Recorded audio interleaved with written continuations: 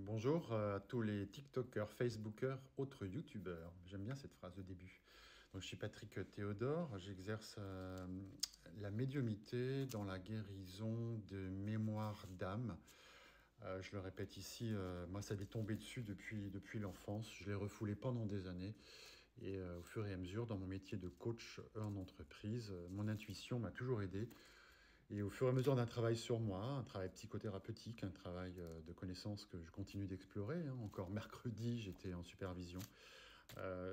J'accepte complètement ce don. Et depuis que j'ai accepté ce don, ça fait 2 ans, eh bien, j'exerce ce qu'on appelle des soins d'âme. La numérologie m'a beaucoup aidé à recevoir des gens et à connecter, hein. J'entendais mes guides toujours me dire des choses plus que la numérologie.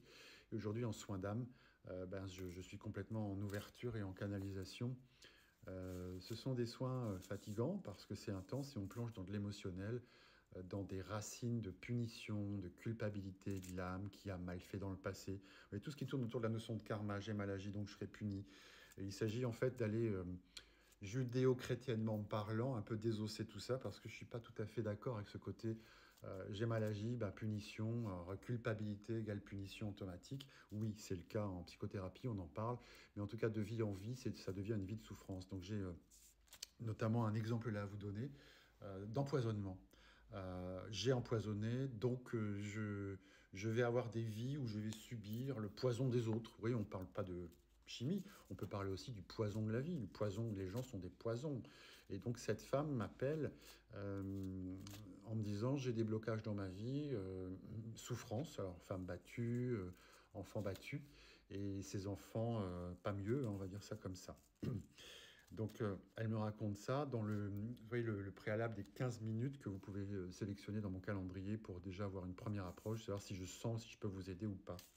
Et donc, dans ce cadre-là, ben, c'était pas évident pour moi tout de suite parce que j'ai senti la souffrance.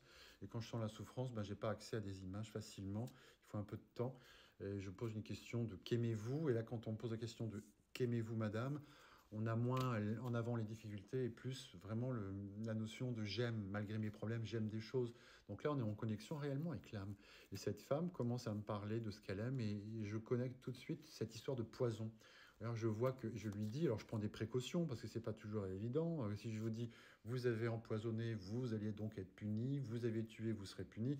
Je suis pas comme ça. Donc comment expliquer à cette dame que dans une situation d'une autre vie qu'on me montrait, elle a empoisonné, mais si on me le montre, c'est pas pour dire tu as empoisonné donc tu seras puni, mais c'est pour me dire elle croit qu'il a fallu qu'elle se punisse. Alors elle, c'est l'âme.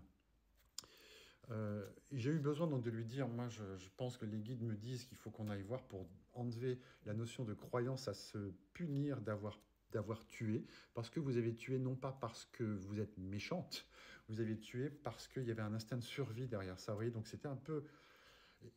Bon, je lui propose le rendez-vous, la séance, hein. On a pris rendez-vous, je crois que c'était une semaine plus tard.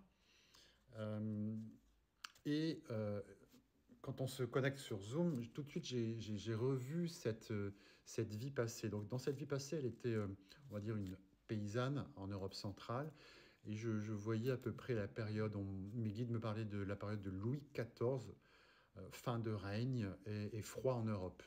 Ce qui correspond, vous pouvez regarder dans tout bouquin, euh, il y a eu des hivers terribles en 1715, 1710, 12. C'est la petite ère glaciaire en Europe. Et je dis à cette femme, en fait, vous aviez dans ce village des gens qui mouraient de faim, de froid. Et, euh, et vous aussi, toute votre famille, vos enfants. Par contre, je vois qu'il y a une histoire dans le village, vous voyez, d'un propriétaire terrien qui, au lieu d'ouvrir et de permettre à des paysans de cultiver pour préparer l'hiver, d'avoir des récoltes et ce qu'il faut, ce monsieur gardait, un peu comme dans l'avare de Louis de Funès, sa terre sans l'offrir à ces pauvres gens qui, n'ayant pas suffisamment à manger, tombaient, vous voyez, en hiver, mouraient. Et je vois cette femme qui, au bout de 2, 3 hivers, ayant vu ses enfants tomber, mourir, hein, en désespoir de cause, fomente un plan, si vous voulez, de se dire, puisque je sais pas, c'était pas un seigneur, c'était ce propriétaire terrien, sans doute un peu plus riche que les autres, ne nous accorde pas ces terres et ne nous comprend pas, ne veut pas nous aider, nous sauver, à ne pas mourir de faim, alors il reste qu'une issue possible, c'est de le tuer. Vous voyez. Et ça, je le dis à cette femme et je lui dis, mais en fait, les guides me montrent bien que c'était pas par volonté euh, individuelle forte de se séparer d'une personne par jalousie. On n'en est pas là. C'est parce que c'est par désespoir de cause pour sauver. Je voyais encore deux enfants qui allaient mourir, vous voyez, et qui risquaient de mourir dans l'hiver à venir. Donc cette femme prend l'initiative d'empoisonner ce monsieur, vous voyez. Euh, et effectivement, ce que j'ai vu surtout, je lui dis c'est étonnant parce que je vois que les terres ont permis, au décès de ce monsieur, les terres ont été cultivées et le village a eu de quoi survivre l'hiver froid d'après. J'ai surtout vos deux grands-enfants de l'époque vous remercier, ce sont vos deux grands-enfants actuels. C'est là où elle me dit effectivement, j'ai 5 enfants, dont mes deux grands-enfants, quand ils sont nés dans ma vie actuelle, dans sa vie, euh, ça a été le cadeau du ciel parce que j'étais tellement mal qu'ils m'ont donné envie de vivre. Donc vous voyez le lien entre le passé, je sauve mes enfants, et le présent. Donc je me disais, mais comment c'est possible qu'une âme se culpabilise de vie en vie pour avoir empoisonné une personne par désir de sauver d'autres personnes. Surtout qu'elle me dit, mes deux enfants, mes grands aujourd'hui, m'ont sauvé ma vie. Donc je suis toujours en quête, vous voyez, donc je pose des questions à mes guides pendant le soin.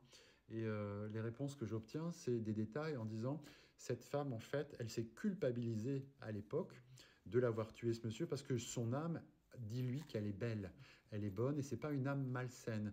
Et donc quand l'âme est bonne et qu'elle a dû agir en tuant, en supprimant la vie de quelqu'un, eh bien cette âme, elle se culpabilise, vous voyez. Et par culpabilité, elle a fini, je pense que c'était 1 ou 2 ans plus tard, elle a fait le choix de... Elle ne supportait pas de vivre cette culpabilité, même si elle avait sauvé ses enfants et d'autres personnes. C'était invivable pour elle. Et donc, elle a décidé de se rendre, vous voyez, aux forces, enfin, à l'armée, enfin, je ne sais pas comment ils appelaient ça en Europe centrale à l'époque, on va dire à la gendarmerie. Et, euh, et avant de se rendre aux gendarmes, elle a souhaité parler à un homme de foi, vous voyez, l'homme de foi du village, en tout cas d'une église pas loin de chez elle. Et elle a été déçue parce qu'elle n'a pas obtenu le soutien et la compréhension de l'Église. C'est-à-dire que cette femme voulait de toute façon se rendre, mais passer par une forme de compassion et de compréhension qu'on lui dise euh, tu n'es pas coupable, si tu l'as fait, c'est parce que tu voulais sauver tes enfants, donc tu n'as pas péché. Vous voyez. Mais malgré tout, je voyais l'âme qui me disait, de toute façon, je me serais rendu, mais j'attendais cette phrase de dire tu n'as pas péché, tu ne l'as pas fait exprès par désir de supprimer la vie de quelqu'un. C'était vraiment pour sauver. Et je vois cette âme, cette femme de l'époque malheureuse à l'idée que la religion, la foi ne l'avait pas comprise. Et je lui dis, votre âme, elle a engrammé en elle, dans son histoire de vie, le fait que même la foi n'a pas pardonné son acte malveillant. Et elle est partie avec ce jugement, cette culpabilité qu'elle avait vraiment fait mal, puisqu'elle aurait aimé, finalement, me disait-on, que le curé lui dise « Je te comprends ma fille, mais c'est malsain ce que tu as fait, oui, va te rendre ». Elle n'a même pas obtenu ça, elle a obtenu tu es méchante, quoi, tu as tué. C'était comme si je voyais quelqu'un en théologie, vous voyez, rester sur le fondement du concept de la religion, on ne tue point. Il n'a pas entendu du tout son désespoir. Et en fait, l'âme de cette femme, elle est restée avec ce jugement, comme si on tamponnait, ben non, tu as mal fait. Alors, je ne souhaite pas débattre de ça, hein, c'est vraiment ce qu'on me dit. Est-ce que c'est bien ou mal? Ce qu'on me montre, c'est que l'âme, elle a surtout entendu une réponse qu'elle n'espérait pas. Elle espérait au moins que le curé lui prenne la main et lui dise je te comprends, c'est horrible ce que tu as fait, mais en même temps, tes enfants sont vivants. Lui, il était très dur, mais tu sais, ça ne se fait pas. Eh bien, elle n'a pas obtenu ça. Donc, elle est partie avec une mauvaise image d'elle-même. Et quand on a une mauvaise image de nous, vous voyez, eh bien, dans les réincarnations suivantes, ça va jouer parce que quand c'est toujours pas dénoué là-haut entre les vies, quand on se réincarne, l'âme étant une et indivisible par rapport à nous, eh bien c'est comme si les mémoires, quand on revient, se réactivent d'une vie qu'on n'a pas digérée, acceptée. Voyez. Donc la séance a été faite, c'était, je vous le dis, plein d'émotions, c'était beau. Et surtout, ce que j'ai réaffirmé à cette femme, c'est qu'il ne fallait plus qu'elle se dise qu'elle était horrible dans sa vie d'aujourd'hui, parce qu'il y avait pour moi des présupposés à penser qu'elle se le disait. Et quand je lui disais qu'au contraire, la lumière me dit que c'est une très belle âme, c'est comme si on avait assisté à un rebaptême, je sais pas, il n'y a pas d'autre mot, de dire tu es une belle âme. Et ça, personne d'autre pourra te dire le contraire. Voilà, je voulais vous en parler. Pour ceux qui sont intéressés, il y a Calendly sur mon site internet www.booster-du6coaching.com à la page des soins d'âme. Merci.